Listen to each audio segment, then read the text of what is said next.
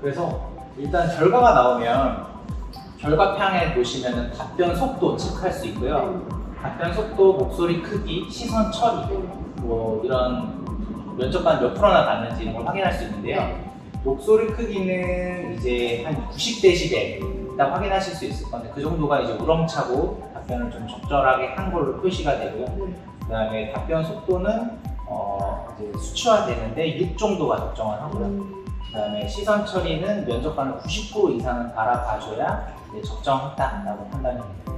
그다음에 이제 면접 결과에 본인의 받았던 질문이 어떤 걸 받았고, 그다음 본인이 대답을 어떻게 했는지도 들어볼 수가 있는 녹음 파일이 제공이 되는데 그거를 이제 보내게끔 하는 거죠. 보내고 들어보게끔 하는 거죠.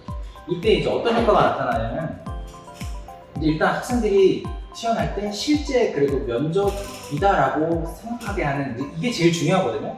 이게 면접이다라고 생각 안 하고 그냥 처음이다, 뭐 대답 안 해도 뭐 되지 뭐 라고 했을 때는 연습 효과가 많이 안 나타나요. 아시다시피 면접 연습이라는 게 어려운 질문 들어도 그 속에서 이제 실제 면접장에서 대답한단 말이에요. 근데 이제 이건 기기다 보니까 아이들이 부딪히려고 노력 안 하고 대답 한 말도 안 하고 꿀먹은 버릇처럼 듣기만 하면 그냥 경험만 하는 거지 연습 실력 향상이 되지 않는데, 결과를 전송을 하고 들어보게끔 한다면 자기가 듣기 위해서라도 이제 뭐라도 이제 부딪히는 효과가 나타난다는 거죠. 팁 하나, 첫 번째, 결과를 전송을 의무화한다. 대답 여부와 상관없이. 여기서 전제 조건은 저 대답 하나도 못했는데요? 상관없어. 일단 보내라고 하십시오. 그러면은 일단은 학생들이 면접 질문을 소장할 수 있어요. 실제 나오는 기출 질문들을 베이스로 한 질문들이 들어있기 때문에 아이들이 그걸 보는 것만으로도 면접장에 가기 전에 받았던 면접 기록들을 한 번씩 열람해서 면접 질문 자체를 일단 확인을 할 수가 있고요. 그 다음에 그 옆에 있는 다운로드를 눌러보면 본인의 대답까지도 들어볼 수 있기 때문에 일단 자각스 기능이 활성화가 됩니다. 두 번째로는 제가 아까 잠깐 보여드렸지만 관리자 페이지를 통해서 이제 결과 전송을 의무화하다 보니까 그것만으로도 이제 그 이용률 체크도 가능하시고, 전송을 했을 때 그 결과가 났다 보니까 비교과 프로그램, 과제로도 활용하시는 대학교들이 몇몇 있습니다. 계속 생겨나고 있어요. 이게 이제 연동이 잘 되는 학교들은 그런 식으로 이제 과제를 시키고 그걸로 이제 뭐 시상을 한다든지 학점 부여한다든지 그런 식으로 활용하는 기관도 있을 정도로 그런 팁이 있습니다. 두 번째로는 이것도 역시 결과를 전송하는 방식에 연관된 분위기인데 리뷰를 작성한다. 이게 실제로 면접 학원에서 하는 운영 방식이라고 하는데, 이제 학생들이 본인의 답변을 들어볼 수가 있잖아요. 그 질문을 뭘 했는지 들어볼 수 있고, 그래서 그 질문을 본인이 적고 답변까지 적게 하고 그 다음에 보완할 점까지도 적게 하는 거예요. 예시를 한번 보여드릴게요. 이런 식으로 리뷰지를 출력을 해서 주거나 아니면 옆에 컴퓨터 PC에다가 작성하고 하게끔 하는 거예요. 그래서 학번부터 본인 이름, 그 다음에 방금 받았던 질문, 당연히 여기를 통해서 본인이 들어볼 수가 있죠. 질문도 확인할 수 있고. 그래서 한 번씩 나중에 들어보는 게 아니라 바로 그 자리에서 질문도 적어보고 대답도 적어보는 거예요. 그래서 이제 단순 체험에만 끝나지 않고 이제 훨씬 더 보다 풍성하게 운영이 가능한 거예요. 이제 아이들이 체험을 하고 가는 게 아니라 이것까지 작성해야 되기도 하고, 학생들이 제일 중요하게 생각해 이걸 체험하고 뭐 남는 게 있어야 되거든요. 그렇죠. 근데 단순한 건데 이걸 쓰고 나서 이제 한 분은 이제 당연히 학생이 소장하는 거고 한 분은 스캔해서 이제 학교에서 가지고 있는 거죠.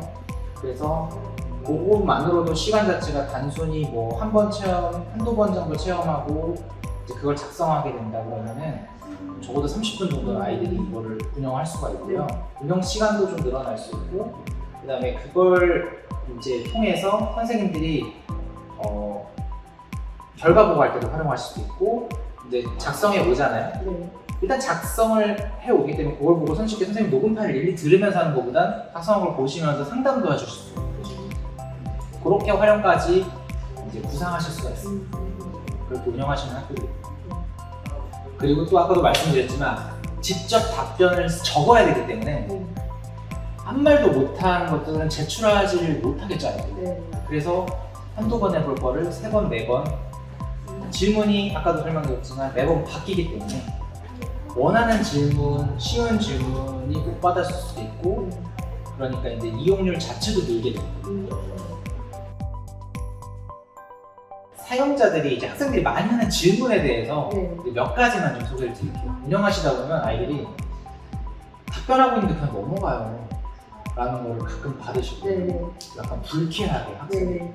아 답변하고 있는데 왜 넘어가요 선생님 이거 좀 잘못된 거 아니에요? 잘못된 게 절대 아니고요. 그건 선생님 알고 계시면 좋은 게 답변을 이제 하는 턴이 오거든요. 질문을 하고 그러면은 음성이 일단 인식이 돼야 돼요. 첫 번째로 머뭇거리는 경우가 많습니다. 네. 그러니까 생각이 나지 않아서 본인은 조금밖에 머뭇거리지 않은 것 같은데 생각보다 길었던 거죠. 3초에서 5초 정도 이상 답변을 하지 않고 음성이 인식 들어가지 않으면 넘어가게 돼 있어요. 중간에도 마찬가지, 대답하다가도 마찬가지. 그리고 목소리가 너무 작으면 또 인식이 안 되겠죠. 이 두 가지가 대표적입니다. 이제 아이 학생들은 좀 그런 부분 기능 설명까지 다 드리고 체험하지는 않다 보니까 이제 나중에 체험한 학생들한테 그렇게 설명해주면 뭐 감안해서 이 운은이라도 떼야 돼요. 그리고 대표적으로 이제 두 번째가 너무 어렵다 또는 너무 쉽다 이럴 때는 이렇게 말씀해 주셨어요. 질문이 계속 바뀌기 때문에 우연찮게 본인한테 쉬웠거나 아니면 또 어려운 질문한테만 본인에게 이게 너무 상대성인 거거든요. 그래서 어렵다고 느낄 수 있겠지만 그렇기 때문에 2번, 3번 이상은 꼭 할 수 있도록 가이드를 해주시면 좋겠습니다. 한 번만 해보고 판단하지 않게끔 가이드를 해주시는 것도 좀 중요한 부분이에요. 마지막으로 화면이 잘 안 보인다. 그거는 크게 두 가지인데 아까 이제 버튼 설명 한번 드리긴 했는데 이게 선택 버튼이에요. 그리고 아래쪽에 동그라미로 제가 처음에 초점을 잡아드렸거든요. 가운데로 오게끔. 그러니까 요거를 면접관이 뭐 옆에 있어요. 잘 정면으로 없어요. 아무것도 안 보여요 하면은 일단 요 버튼을 2초 정도 꾹 누르면 본인 앞으로 면접관이 옵니다.